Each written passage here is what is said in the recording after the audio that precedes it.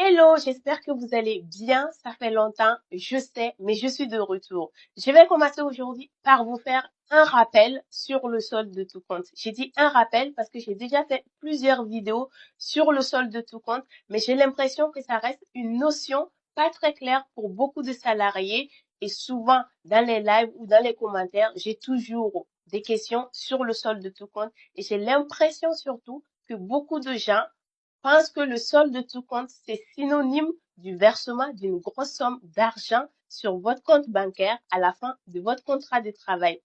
Le solde de tout compte est un document qui est obligatoirement remis au salarié à la fin de son contrat de travail. Donc, le solde de tout compte fait partie des documents de fin de contrat obligatoirement remis à un salarié qui est amené à quitter l'entreprise.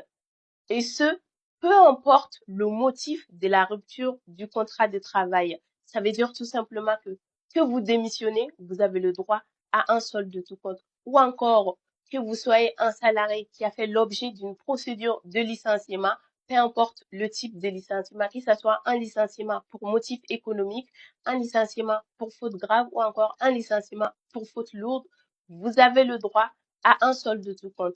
Dans le cadre d'une rupture conventionnelle également, il y a un solde de tout compte qui est remis aux salariés lorsque la rupture a été homologuée par le service de l'administration. Donc, peu importe le type de contrat de travail, que vous soyez un salarié en CDI, un salarié en CDD ou encore un salarié en contrat d'intérim ou en contrat d'engagement éducatif qu'on trouve dans le milieu de l'association, vous avez le droit à un solde de tout compte. Le solde de tout compte est remis à tous les salariés qui ont eu un contrat de travail qui a pris fin et qui sont amenés à quitter l'entreprise.